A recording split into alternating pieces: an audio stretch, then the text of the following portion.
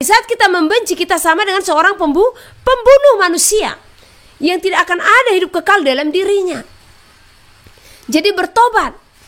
Jadi kalau saudara memiliki masalah dengan orang lain, saudara pun jangan pernah menceritakan kepada orang hanya untuk menjatuhkan. Itu sama dengan kebencian. Yang berbahagia ialah mereka yang mendengarkan firman Allah dan yang memeliharanya. Orang yang sudah hidup baru, orang yang sudah lahir baru, orang yang katanya sudah menjadi manusia baru, memiliki kasih penuh di dalam dirinya. Kasihlah yang dia memenuhi hidupnya. Karena kalau berbicara tentang talenta-talenta atau kelebihan-kelebihan, ya, banyak manusia yang diberikan karunia-karunia yang dipercayakan oleh Tuhan. Namun pada akhirnya apa? Kesombongan yang diam di dalam orang tersebut, ya. Menganggap rendah orang lain. Kasih dingin diam di dalamnya, ya. Jadi pentingnya bagi kita untuk memiliki kasih ini, sebab ini tidak akan pernah hilang.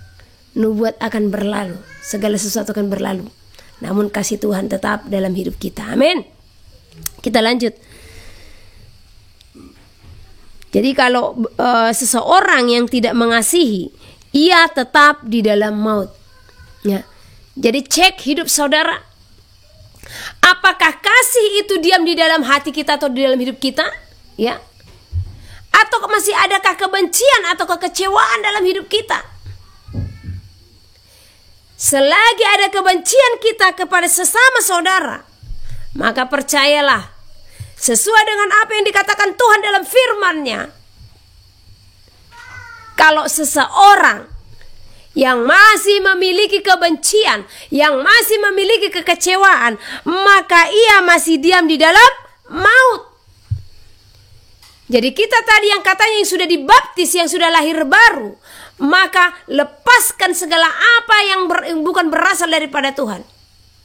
Segala kedengkian, segala iri hati, segala kekecewaan, segala kekesalan, kebencian, semuanya harus dibuang.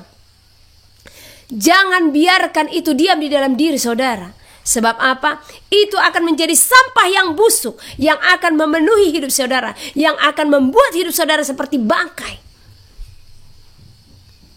yang nantinya akan merebak, ya. Jadi jangan sampai satu karakter itu merongrong semua hal-hal yang baik yang saudara sudah pernah lakukan di hadapan Tuhan. Hanya karena marah saja, hanya karena rasa benci saja.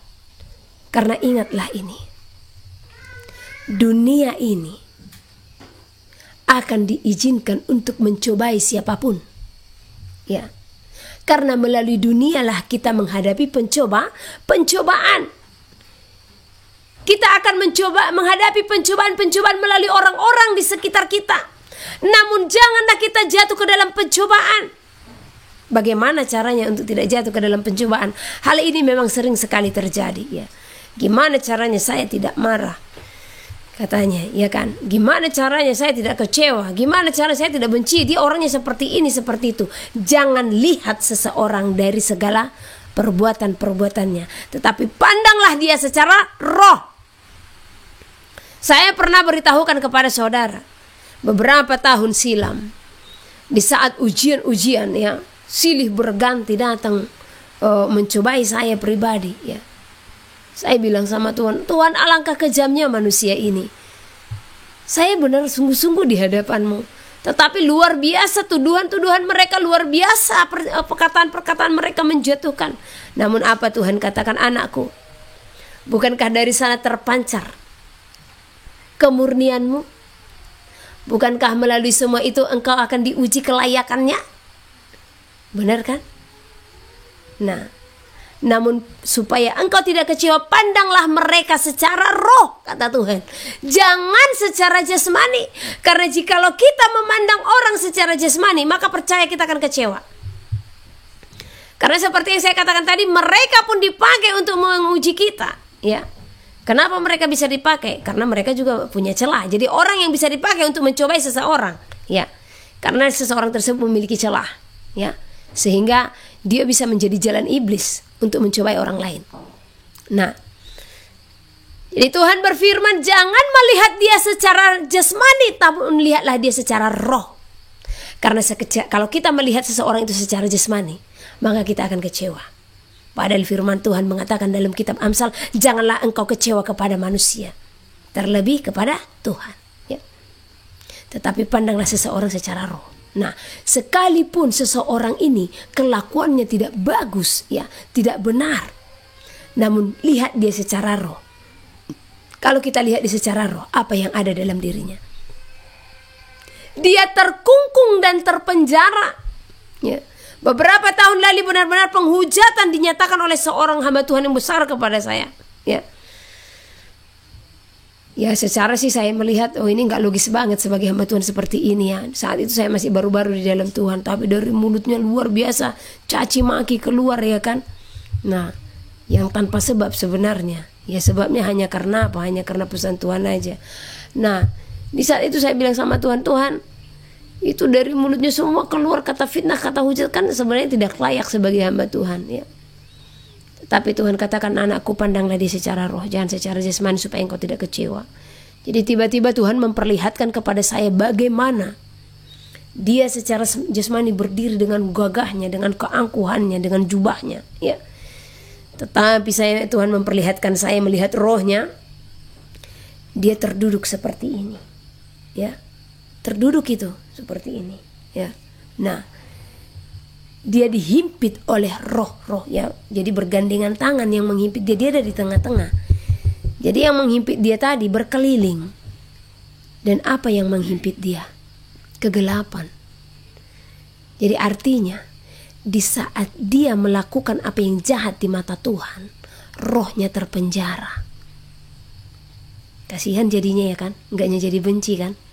Nah, seperti itulah di saat saudara menghadapi segala masalah. Pandang saudaramu secara roh. Sekalipun caci maki hujat keluar dari mulutnya, sekalipun perbuatannya tidak berkenan di hadapan Tuhan, pandang dia secara roh, ya. Sebab sungguh orang yang jauh dari perkenanan Tuhan, rohnya terkungkung dan terpenjara, ya. Nah, apa tugas yang harus kita lakukan? Doakan dia, kasihi dia, ya. Jangan benci dia, benci dosanya. Dikatakan benci dosanya supaya kita tidak melakukan dosa yang sama seperti yang dia perbuat, ya. Nah, jadi selagi bisa ingatkan, ya. Kalau dia tidak mau diingatkan, ya sudah, ya kan. Nah, saya juga walau sudah diperlakukan seperti itu, saya selalu datang kepada orang-orang yang mencoba untuk merongrong itu. Saya selalu SMS, walau WA, karena kalau teleponan, nah pastilah, ya kan.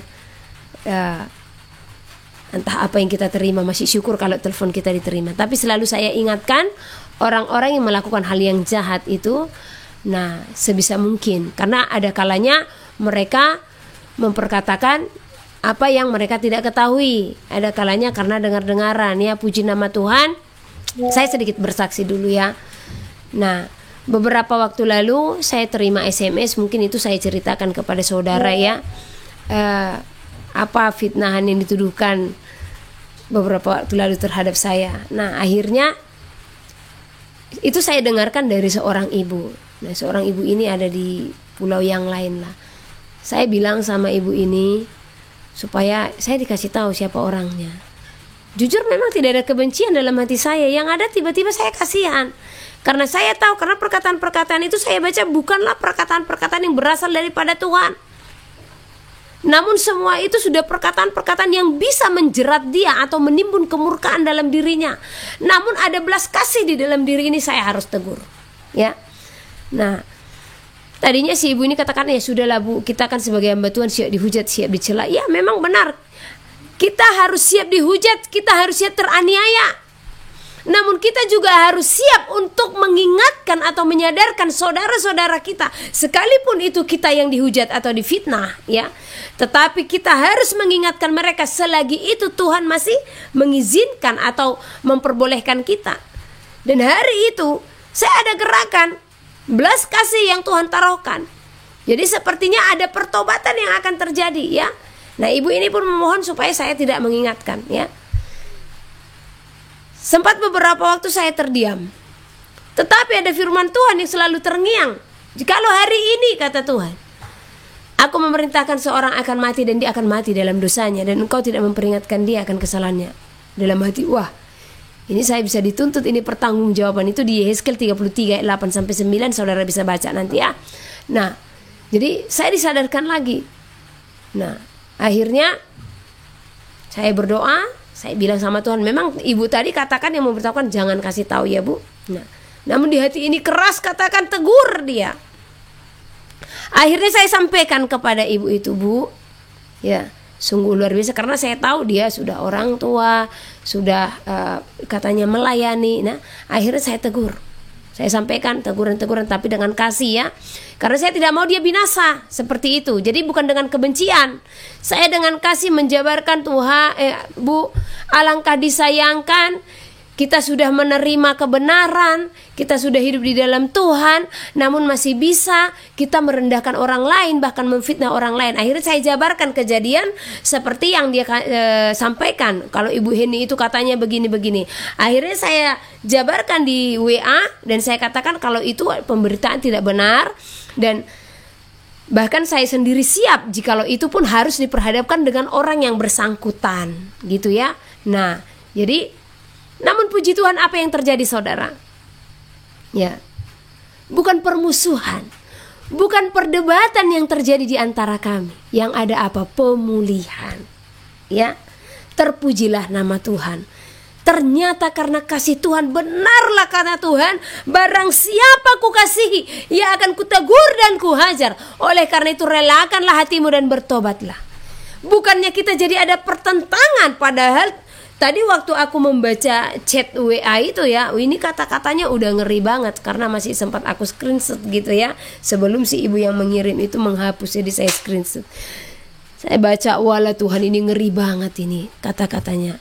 Namun puji Tuhan, ya, terpujilah Dia yang Maha Kudus, Dia yang Maha Kuasa, ada pemulihan yang terjadi, ya. Nah, karena apa? Ingat, tadi kita menyampaikannya karena kasih, bukan karena panas hati. Kenapa sih ibu bilang gini-gini? Bukan.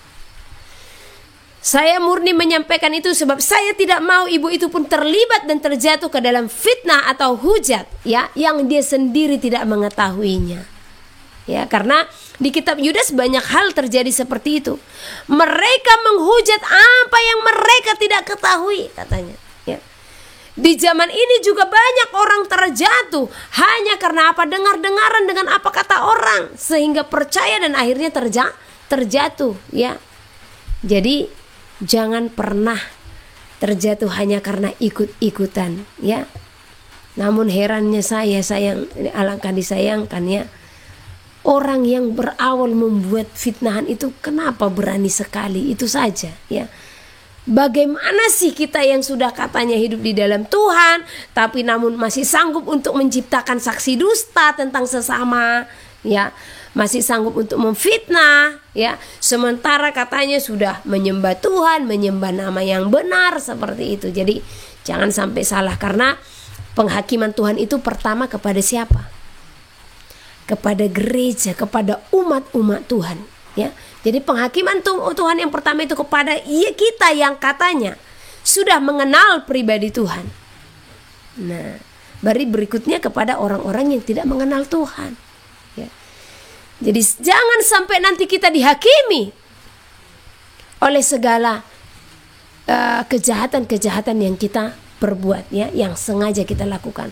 Intinya miliki kasih. Karena kalau kita miliki kasih, maka apa yang harus kita lakukan, ya? Bahkan sekalipun orang itu bersalah, sekalipun seseorang itu berdosa, tidak bagian daripada kita untuk menghakiminya. Bukan bagian kita untuk menjelek-jelekkannya. Bukan bagian kita untuk menceritakannya kepada yang lain supaya yang lain ikut menghujat, ikut membenci. Ini saya heran ya, kok orang di akhir zaman ini senang kali ya melakukan hal seperti ini, ya. Itu bukan bagian kita. Karena apa? Tuhan telah datang sebagai teladan. Dia bahkan sangat mengasihi orang berdosa. Dia datang kepada siapa? Bukan kepada orang benar, dia datang kepada orang berdosa. Jadi siapa kita harus memutus hubungan kita dengan orang yang saudara rasa berdosa, bahkan menghimbau orang lain untuk ikut juga membencinya. Aduh, katanya sudah kenal Tuhan, tapi kalau masih sanggup melakukan hal seperti ini, saya katakan bertobat.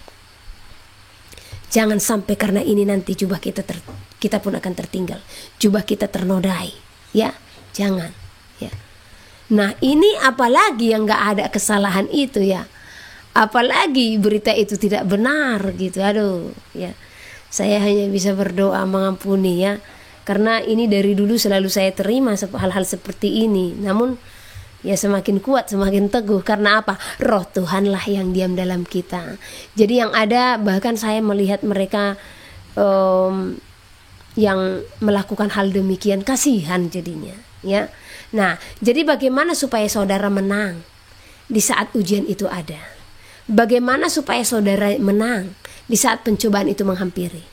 Jadi di saat saudara menghadapi situasi-situasi seperti ini yang memancing kemarahan, ya, yang memancing segala sesuatu, yang saudara harus lakukan berdiam diri, berdoa, peperangan, ya. Nah, jangan masukkan ke hati segala apa yang dikatakan itu. Karena kalau kita masukkan ke hati, akhirnya kita pun kecewa, akhirnya kita pun marah, ya kan? Nah, nggak ada lagi kasih jadinya, ya. Yang ada di sana kita jatuh ke dalam pencobaan, nggak lolos, ya. Jadi setelah saya diajarkan untuk mengenali hal yang demikian, setiap ada pun ujian, saya hanya diam. Sebisa mungkin saya sadarkan orangnya. Kalau dia tidak mau peduli, ya sudah. Yang penting tugasku sudah kulakukan untuk menyadarkan dia. Saya selalu katakan, apa sih untungnya bagimu, Bu, menjatuh-jatuhkan saya kepada orang lain? Nah, atau apa sih untungnya bagi ibu untuk menjatuhkan orang lain kepada orang lain? Gak ada untungnya kan? Yang ada kita rugi. Kenapa saya katakan kita rugi? Karena kalau kita melakukan hal yang demikian, sama saja kita menimbun-nimbun murka Tuhan dalam diri kita. Sebab kasih yang Tuhan ajarkan itu sangat luar biasa. Kegenapan dari hukum Taurat adalah hukum kasih. Percuma kita melakukan seluruh hukum Taurat kalau tidak ada kasih, ya. Jadi kita harus melakukan seluruh hukum Taurat dan di atasnya harus ada kasih, ya. Jadi bukan hukum Taurat jadi terhilang setengah-setengah, ya, dipotong setengah, dibatalkan setengah, nggak ada itu, ya. Nah, dikatakan kegenapan dari hukum Taurat, ya. Kekokohannya itu maksudnya, keteguhannya itu harus dibarengi dengan hukum kasih. Kasih yang pertama yaitu kasih kepada Tuhan. Dikatakan dalam 1 Yohanes, ya. Nah, 1 apa 2 Yohanes itu, ya. Kalau kita mengasihi Tuhan, ya. Oh ini 1 Yohanes pasal yang kelima ayat yang kedua. Inilah tandanya bahwa kita mengasihi anak-anak Elohim, artinya manusia. Nah, inilah tandanya bahwa kita mengasihi sesama manusia. Saya coba ganti kalimatnya supaya gampang dimengerti, ya. Yaitu apabila kita mengasihi Elohim serta melakukan perintah-perintahnya, ya. Sebab inilah kasih kepada Elohim, yaitu bahwa kita menuruti perintah-perintahnya. Perintah-perintahnya itu tidak berat. Sebab semua yang lahir dari Elohim mengalahkan dunia. Artinya semua yang lahir daripada Elohim. Setiap kita yang menyatakan kalau kita adalah anak-anak yang lahir daripada Elohim akan mengalahkan dunia. Mengalahkan dunia itu apa? Mengalahkan segala keinginan-keinginan daging, segala hasrat, segala apa yang bukan berasal daripada Tuhan. Jadi kalau kita menyatakan kita adalah anak Elohim, maka kita harus melawan segala kedagingan, ya. Ada satu ayat lagi yang menarik ini, ya. Pas pula aku tandai.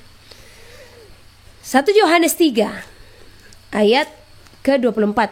Barang siapa menuruti segala perintahnya. Segala ya, bukan sebagian.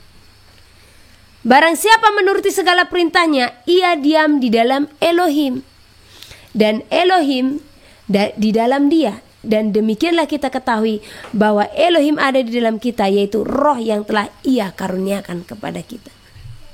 Di hukum kasih itu, kasih kepada Tuhan, kasih kepada sesama manusia, ya. Karena banyak orang melakukan hukum Taurat, tidak memiliki kasih, ya. Nah, dia melakukan hukum itu semata-mata supaya dia diselamatkan saja. Jadi tidak memikirkan keselamatan orang lain.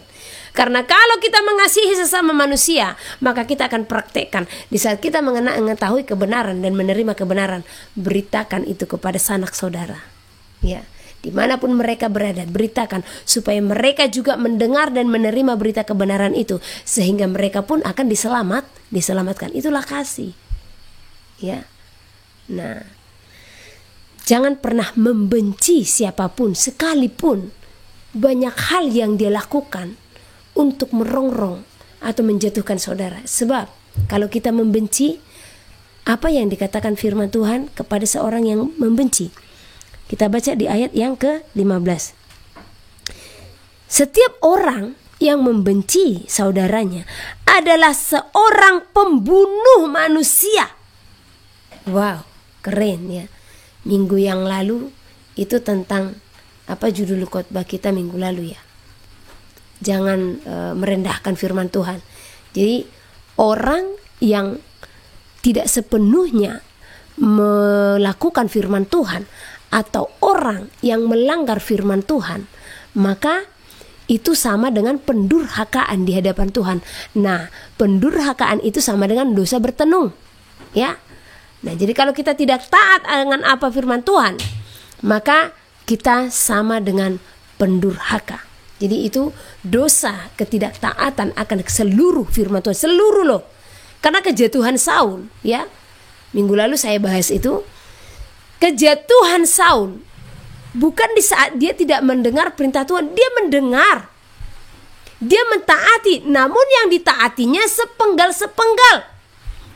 Sehingga ya, di dalam ketidaktaatannya yang sebagian itu sama dengan pendurhakaan. Pendurhakaan sama dengan dosa bertenung, itu di Samuel 15 kemarin itu ya. Nah, jadi kita juga sebagai umat Tuhan jangan sepenggal-sepenggal melakukan firman Tuhan. Jangan karena dengar sana sini akhirnya sepenggal-sepenggal, ya. Nah, jadi di ayat 15 ini dikatakan setiap orang yang membenci saudaranya sama dengan seorang pembunuh, ya. Tadi yang tidak taat sama dengan dosa pertenung. Yang benci sama dengan dosa pembunuh manusia. Ya, jadi dengan kita membenci, kita sama dengan seorang pembunuh manusia. Dan kamu tahu bahwa tidak ada seorang pembunuh yang tetap memiliki hidup yang kekal di dalam dirinya. Mari selidiki hati. Ya, ini bolak-balik. Tadi waktu saya berdoa, saya bilang sama Tuhan, Tuhan ini sepertinya sudah hampir setiap minggu saya sampaikan. Tetapi Tuhan katakan, anakku sampaikanlah. Karena Dia yang mengetahui takaran kita. Ya, di mana Tuhan berfirman supaya kita melakukannya lebih dan lebih dalam lagi. Ya, jadi lepaskan kebencianmu. Jangan pernah menjatuhkan orang lain sampai mempermalukan orang lain, karena itu bukan berasal daripada Tuhan ya. Sering kali saya melihat di sosial media ya. Nanti seseorang tidak terima dengan orang lain. Nah, itu tulis-tulis nama itu ya. Saya ingatkan kepada ini katanya ya kan. Nah, sekalipun kesalahan yang dilakukan, mempermalukan bukanlah bagian kita. Karena tanpa kita sadari di sana kita telah membenci seseorang. Nah, di saat kita membenci, kita sama dengan seorang pembunuh manusia yang tidak akan ada hidup kekal dalam dirinya. Jadi bertobat. Jadi kalau saudara memiliki masalah dengan orang lain, saudara pun jangan pernah menceritakan kepada orang hanya untuk menjatuhkan. Itu sama dengan kebencian, ya. Hai. Jadi hati-hati. Kalau saya sudah kenyang ya, bahkan sudah cukup kenyang dengan hal-hal seperti ini ya, yang nama saya dipampangkan juga di sosial media ini, saya ingatkan kepada Hennis Tumorang, Roh Kudus bilang kepada saya, katanya berani pula memperkatakan suara Roh Kudus yang luar biasanya. Saya tertawa waktu beberapa bulan lalu, tahun lalu lah ya. Nah, jadi dia sangat berani menyampaikan, ya. Roh Kudus katakan kepada saya, jikalau Hennis Tumorang telah menerima suntikan 3 kali. Wow. Saat itu aja masih yang kedua berjalan, ya kan. Nah, dan dia berani mengklaim itu daripada Roh Kudus. Hai, hati-hati nih bagi yang mendengar suara Tuhan, ya. Nama saya pun dituliskan di sana, ya. Jangankan 3 kali, 1 kali pun nggak pernah, ya kan. Jadi saya senyum aja gitu. Namun kasihan dengan orang-orang yang telah melakukan hal yang sama, ya. Nah, ada lagi ini, saya mendengar suara Roh Kudus, ini peringatan keras kepada Hennis Tumorang, katanya. Di dalam dirimu ada roh ini, roh ini, roh ini. Entah dari mana itu, ya kan. Karena dengan menyampaikan seperti itu pun dia sudah mempermalukan. Dengan cara seperti itu pun itu bukan berasal daripada Tuhan, ya. Jadi hati-hati. Bahkan dalam menyampaikan segala teguran, hati-hati kalau memang benar itu teguran daripada Tuhan. Perkaranya itu tidak benar. Bahkan itu semua dituliskan hanya karena mereka membuat kelompok, ya, berunding membicarakan, menjatuhkan, dan pada akhirnya bocor juga sama saya, ya kan.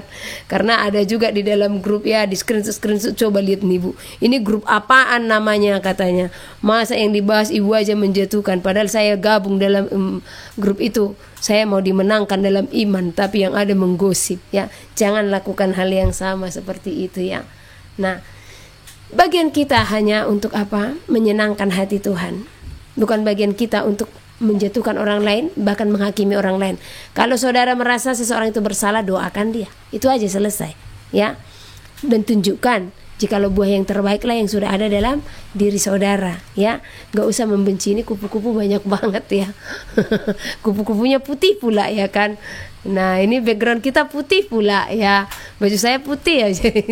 Udah jangan dimatikan kupu-kupunya. Cantik. Tetap kita fokus, ya. Haleluya.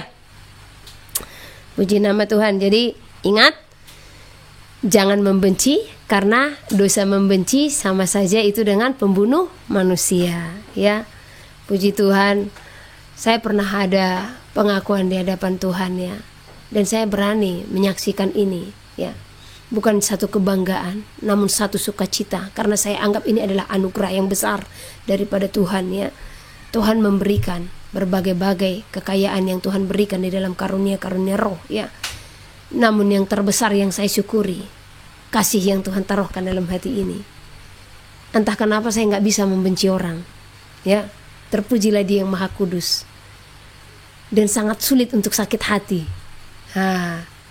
Dan bisa dihitung pakai jari. Kalaupun orang berbuat yang jahat gitu, ya, saya senyum aja. Kalaupun dibilang ini Bu ini udah datar, kayaknya bukan datar sebenarnya, ya. Tapi karena saya mengerti apa aja yang ada di dalam dunia ini, bagaimana siasat-siasat si jahat, ya.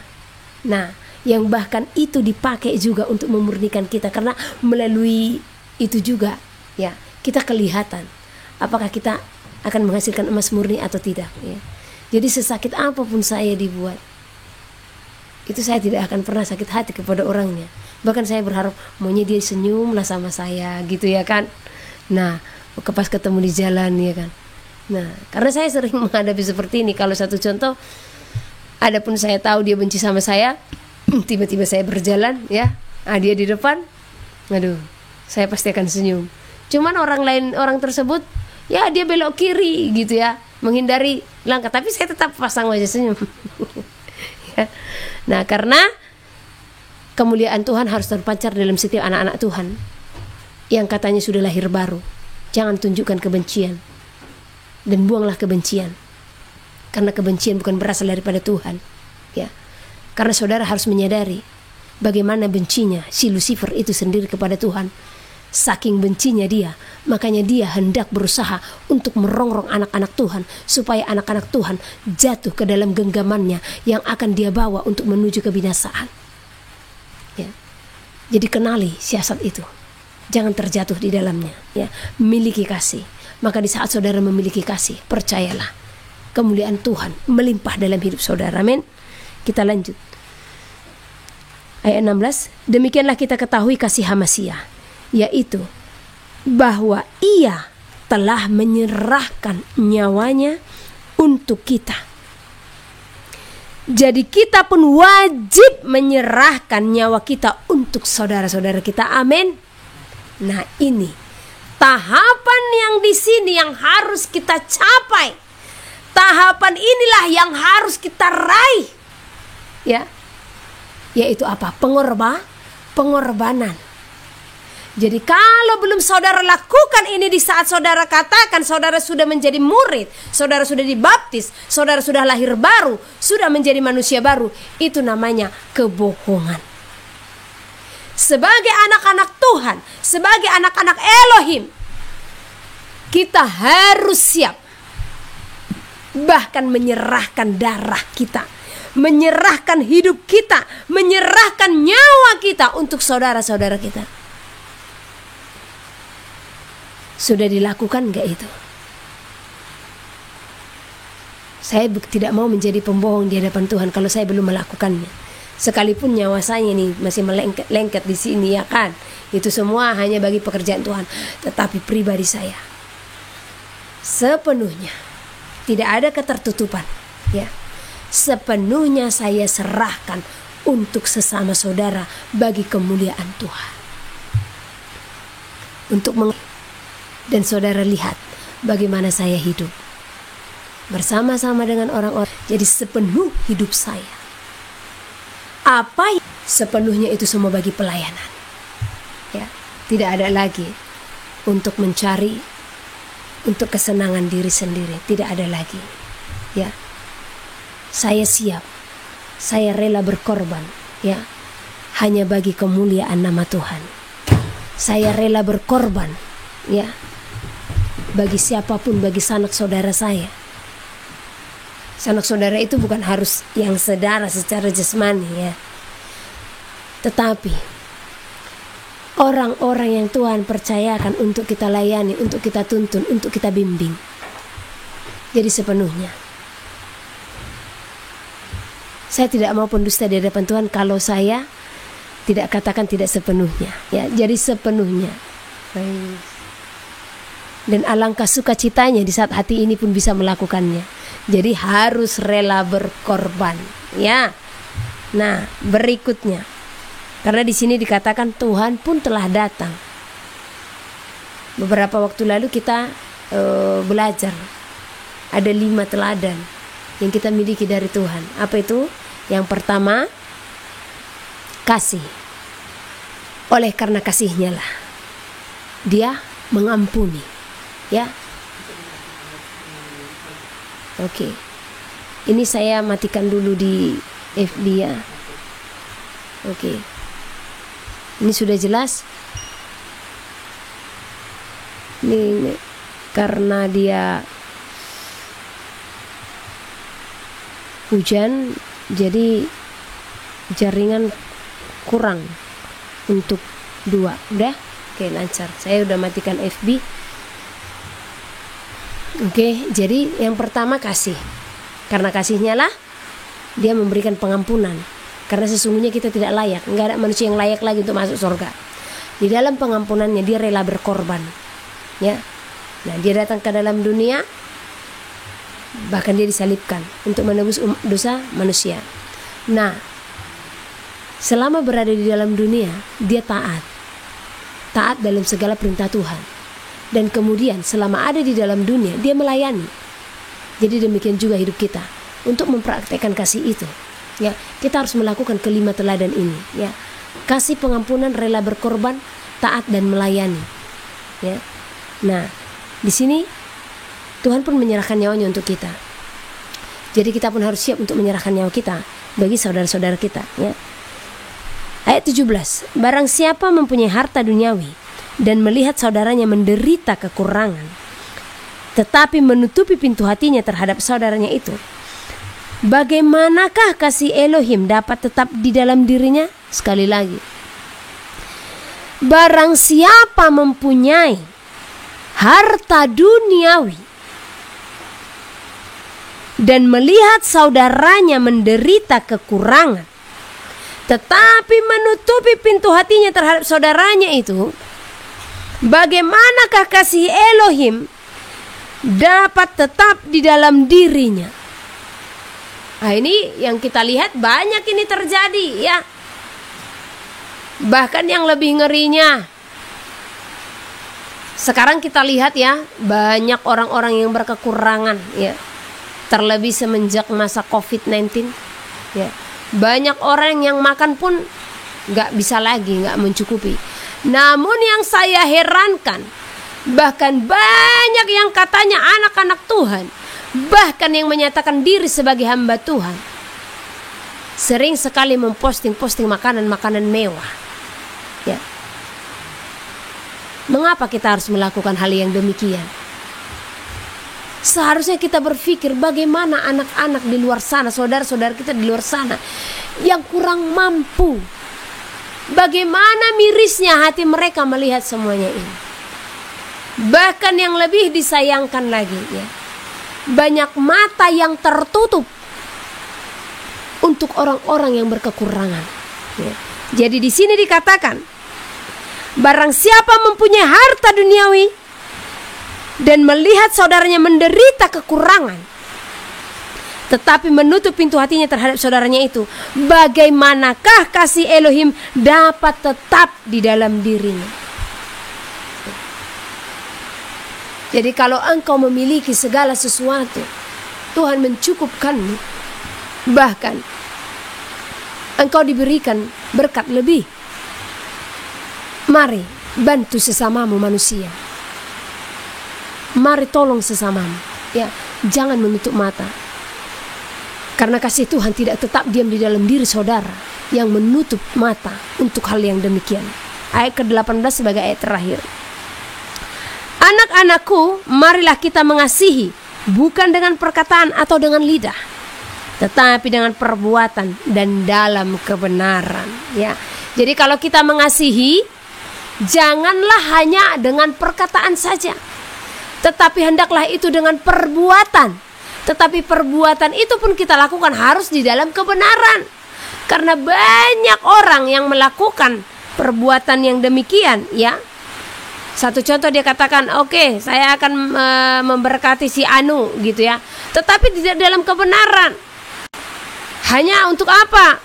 Supaya perbuatan yang dia lakukan itu dilihat orang, hanya untuk supaya dipuji. Jangan ya. Tetapi lakukanlah itu dengan sepenuh hatimu. Berkatilah janda-janda, berkati fakir miskin, janda-janda yang berkekurangan ya, janda-janda tua ya. Berkati fakir-fakir miskin ya. Berkati anak-anak yatim. Itulah ibadah yang sesungguhnya ya. Di saat kita bisa memberkati orang-orang yang berkekurangan ya. Jadi berikanlah pengorbananmu kepada sesamamu manusia. Apa yang bisa kamu lakukan, apa yang bisa kamu kerjakan ya. Selagi Tuhan memberikan kesempatan bagimu untuk menjadi berkat, maka nyatakanlah itu bagi kemuliaan Tuhan ya.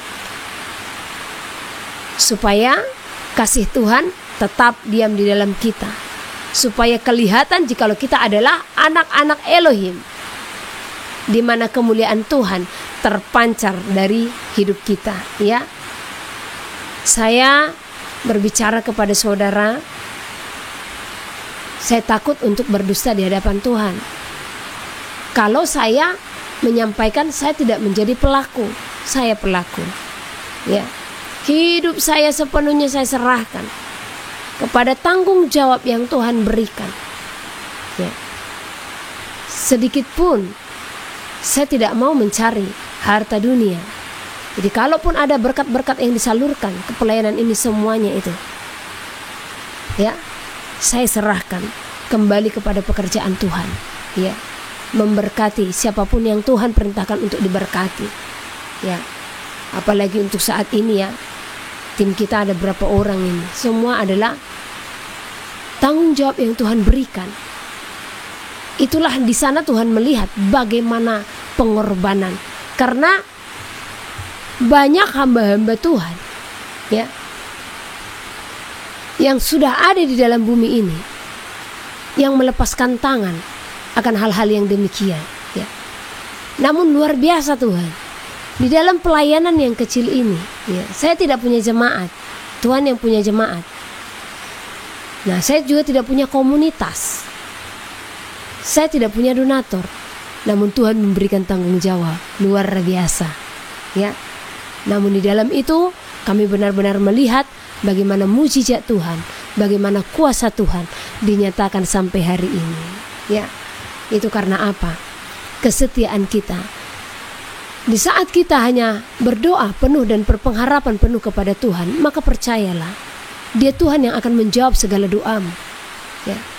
Ini bangunan ini pun hasil doa itu semua, ya. Bangunan bagi orang-orang yang Tuhan kasihi, ya. Dan semua benar-benar Tuhan nyatakan mujizatnya. Percayalah, Tuhan tidak akan membiarkanmu berkekurangan. Namun kalaupun ada satu situasi yang diizinkan terjadi dalam kesusahan, mari selidiki. Kenapa kesusahan itu ada? Kenapa jawaban doa belum dibukakan? Ada kalanya kita memiliki kesalahan yang kita tidak sadari. Namun jikalau kita renungkan, maka percaya, sekecil apapun kesalahan itu, Tuhan selidiki, ya. Nah, ada kalanya kita juga sedang diuji, ya. Puji nama Tuhan dalam pelayanan ini, apalagi dalam 1 minggu ini, luar biasa anugerah Tuhan, ya. Setiap sore dan pagi dini hari itu saya selalu mengalami yang namanya kepenuhan ilahi. Nah, jadi apa-apa yang tersembunyi dari kami itu Tuhan bongkar, baik dari anak kecil sampai orang dewasa, ya.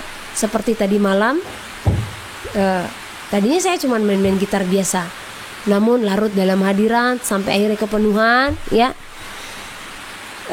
Dan di dalam kepenuhan itu Tuhan menunjukkan satu persatu semua yang ada di sini, baik anak-anak, remaja, orang tua. Jadi ada yang di checklist gitu. Tapi itu pesan untuk hari itu, ya. Nah, ada yang langsung di cross seperti itu. Ini tidak layak, tidak layak, tidak layak. Nah, kalau ini dia perlu dibawa seperti ini. Kalau ini memiliki hati yang seperti ini. Ini yang kita butuhkan di akhir zaman. Ya, penyelidikan. Kita dikoreksi, ya. Memang sakit di saat Tuhan menyelidiki kita. Karena dibongkarnya semua, bahkan hal-hal yang tersembunyi dibongkarnya, ya. Nah, waktu Tuhan bukakan si ibu ini, bapak ini, ya, anak ini, remaja yang ini, demikian. Nah, secara mata jasmani saya tidak melihat itu, gitu. Namun saya sampaikan kepada mereka, Tuhan katakan kepada anak ini begini. Dan ternyata itu nyata ada, yang bahkan secara jasmani kita tidak ketahui. Namun Roh Kudus yang menyelidiki, ya. Jadi hampir setiap hari Tuhan membukakan itu, sehingga ada perubahan baik dalam karakter, baik dalam hubungan kepada Tuhan, hubungan kepada sesama yang ada di sini, seperti itu, ya. Jadi terpujilah Bapa Yahweh yang menyatakan segala sesuatu, ya. Surat Paulus kepada Titus. Titus pasal 1. Salam dari Paulus, hamba Allah dan Rasul Yesus Kristus, untuk memelihara iman orang-orang pilihan Allah dan pengetahuan akan kebenaran, seperti yang nampak dalam ibadah kita, dan berdasarkan pengharapan akan hidup yang kekal yang sebelum permulaan zaman sudah dijanjikan oleh Allah yang tidak berdusta, dan yang pada waktu yang dikehendakinya telah menyatakan firman-Nya dalam pemberitaan Injil yang telah dipercayakan kepadaku sesuai dengan perintah Allah Juru Selamat kita. Kepada Titus, anakku yang sah menurut iman kita bersama, kasih karunia dan damai sejahtera dari Allah Bapa dan Kristus Yesus, Juru Selamat kita, menyertai engkau. Tugas Titus di Kreta, syarat-syarat bagi penatua, penilik jemaat. Aku telah meninggalkan engkau di Kreta dengan maksud ini, supaya engkau mengatur apa yang masih perlu diatur, dan supaya engkau menetapkan penatua-penatua di setiap kota, seperti yang telah kupesankan kepadamu, yakni orang-orang yang tak bercacat, yang mempunyai hanya satu istri, yang anak-anaknya hidup beriman dan tidak dapat dituduh karena hidup tidak senonoh atau hidup tidak tertib. Sebab sebagai pengatur rumah Allah, seorang penilik jemaat harus tidak bercacat, tidak angkuh, bukan pemberang, bukan peminum, bukan pemarah, tidak serakah, melainkan suka memberi tumpangan, suka akan yang baik, bijaksana, adil, saleh, dapat menguasai diri, dan berpegang kepada perkataan yang benar, yang sesuai dengan ajaran yang sehat, supaya ia sanggup menasihati orang berdasarkan ajaran itu dan sanggup meyakinkan penentang-penentangnya. Karena sudah banyak orang hidup tidak tertib, terutama di antara mereka yang berpegang pada hukum sunat. Dengan omongan yang sia-sia mereka menyesatkan pikiran. Orang-orang semacam itu harus ditutup mulutnya, karena mereka mengacau banyak keluarga dengan mengajarkan yang tidak-tidak untuk mendapat untung yang memalukan. Seorang dari kalangan mereka, nabi mereka sendiri, pernah berkata, "Dasar orang kereta pembohong, binatang buas, pelahap yang malas." Kesaksian itu benar. Karena itu tegurlah mereka dengan tegas supaya mereka menjadi sehat dalam iman dan tidak lagi mengindahkan dongeng-dongeng Yahudi dan hukum-hukum manusia yang berpaling dari kebenaran. Bagi orang suci semuanya suci, tetapi bagi orang najis dan bagi orang tidak beriman, suatu pun tidak ada yang suci, karena baik akal maupun suara hati mereka najis. Mereka mengaku mengenal Allah, tetapi dengan perbuatan mereka menyangkal Dia. Mereka keji dan durhaka dan tidak sanggup berbuat sesuatu yang baik. Titus pasal 2. Kewajiban orang tua, pemuda, dan hamba. Tetapi engkau, beritakanlah apa yang sesuai dengan ajaran yang sehat.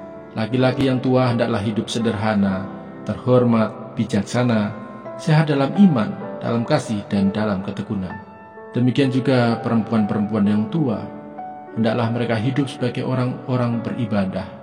Jangan memfitnah, jangan menjadi hamba anggur, tetapi cakap mengajarkan hal-hal yang baik, dan dengan demikian mendidik perempuan-perempuan muda mengasihi suami dan anak-anaknya.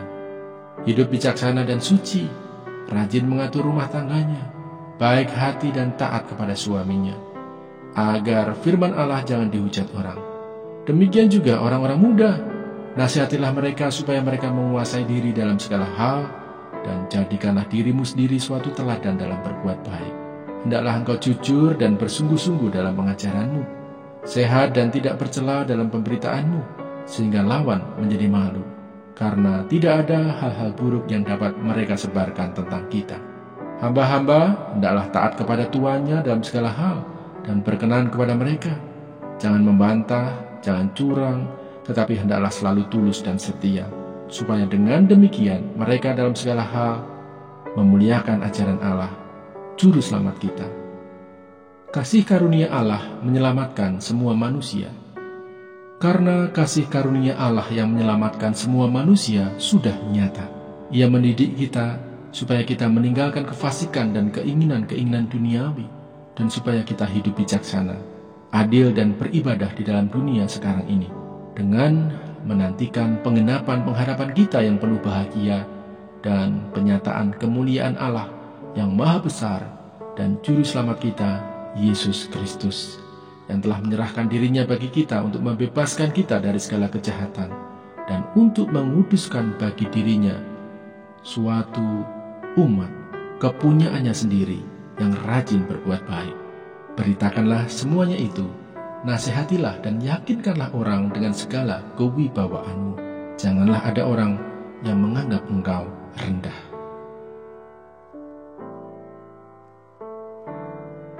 Titus pasal 3. Pesan-pesan penutup. Ingatkanlah mereka supaya mereka tunduk pada pemerintah dan orang-orang yang berkuasa, taat dan siap untuk melakukan setiap pekerjaan yang baik. Janganlah mereka memfitnah, janganlah mereka bertengkar. Hendaklah mereka selalu ramah dan bersikap lemah lembut terhadap semua orang. Karena dahulu kita juga hidup dalam kejahilan, tidak taat, sesat, menjadi hamba berbagai-bagai nafsu dan keinginan, hidup dalam kejahatan dan kedengkian, keji, saling membenci. Tetapi ketika nyata kemurahan Allah, Juru Selamat kita, dan kasih-Nya kepada manusia, pada waktu itu Dia telah menyelamatkan kita, bukan karena perbuatan baik yang telah kita lakukan, tetapi karena rahmat-Nya oleh permandian kelahiran kembali dan oleh pembaharuan yang dikerjakan oleh Roh Kudus, yang sudah dilimpahkannya kepada kita oleh Yesus Kristus Juru Selamat kita, supaya kita sebagai orang yang dibenarkan oleh kasih karunia-Nya berhak menerima hidup yang kekal sesuai dengan pengharapan kita. Perkataan ini benar dan aku mau supaya engkau dengan yakin menguatkannya, agar mereka yang sudah percaya kepada Allah sungguh-sungguh berusaha melakukan pekerjaan yang baik. Itulah yang baik dan berguna bagi manusia. Tetapi hindarilah persoalan yang dicari-cari dan yang bodoh, persoalan silsilah, percecokan, dan pertengkaran mengenai hukum Taurat, karena semua itu tidak berguna dan sia-sia belaka. Seorang bidat yang sudah 1-2 kali kau nasihati, hendaklah engkau jauhi. Engkau tahu bahwa orang yang semacam itu benar-benar sesat, dan dengan dosanya menghukum dirinya sendiri.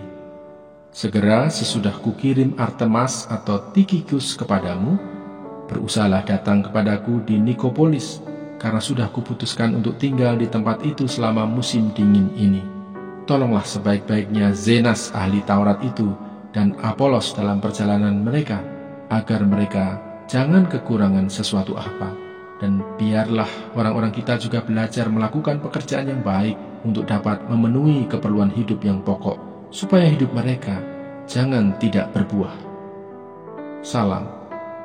Salam dari semua orang yang bersama aku di sini, dan sampaikanlah salamku kepada mereka yang mengasihi kami di dalam iman. Kasih karunia menyertai kamu sekalian. Surat Paulus kepada Filemon. Filemon pasal 1. Salam. Dari Paulus, seorang hukuman karena Kristus Yesus, dan dari Timotius saudara kita, kepada Filemon yang kekasih, teman sekerja kami, dan kepada Apfia saudara perempuan kita, dan kepada Arkipus, teman seperjuangan kita, dan kepada jemaat di rumahmu, kasih karunia dan damai sejahtera dari Allah Bapa kita dan dari Tuhan Yesus Kristus menyertai kamu. Ucapan syukur. Aku mengucap syukur kepada Allahku setiap kali aku mengingat engkau dalam doaku, karena aku mendengar tentang kasih-Mu kepada semua orang kudus dan tentang iman-Mu kepada Tuhan Yesus. Dan aku berdoa agar persekutuan-Mu di dalam iman turut mengerjakan pengetahuan akan yang baik di antara kita untuk Kristus. Dari kasih-Mu sudah kuperoleh kegembiraan besar dan kekuatan, sebab hati orang-orang kudus telah Kau hiburkan, saudaraku. Permintaan Paulus kepada Filemon mengenai Onesimus. Karena itu, sekalipun di dalam Kristus aku mempunyai kebebasan penuh untuk memerintahkan kepadamu apa yang harus engkau lakukan, tetapi mengingat kasih-Mu itu, lebih baik aku memintanya daripadamu. Aku, Paulus, yang sudah menjadi tua, lagi pula sekarang dipenjarakan karena Kristus Yesus, mengajukan permintaan kepadamu mengenai anakku yang kudapat selagi aku dalam penjara, yakni Onesimus. Dahulu memang dia tidak berguna bagimu, tetapi sekarang sangat berguna baik bagimu maupun bagiku. Dia kusuruh kembali kepadamu.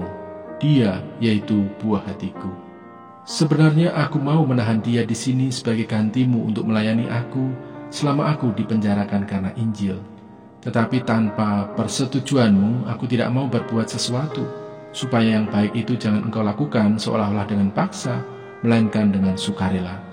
Sebab mungkin karena itulah dia dipisahkan sejenak daripadamu, supaya engkau dapat menerimanya untuk selama-lamanya, bukan lagi sebagai hamba, melainkan lebih daripada hamba, yaitu sebagai saudara yang kekasih.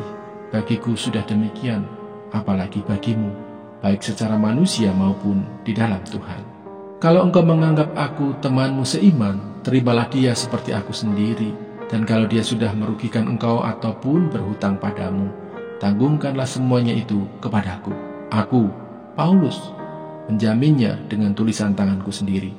Aku akan membayarnya, agar jangan kau katakan, tanggungkanlah semuanya itu kepadamu, karena engkau berhutang padaku, yaitu dirimu sendiri. Ya saudaraku, semoga engkau berguna bagiku di dalam Tuhan. Hiburkanlah hatiku di dalam Kristus. Dengan percaya kepada ketaatanmu, kutuliskan ini kepadamu. Aku tahu, lebih daripada permintaanku ini akan kau lakukan. Dalam pada itu, bersedialah juga memberi tumpangan kepadaku, karena aku harap oleh doamu, aku akan dikembalikan kepadamu. Salam.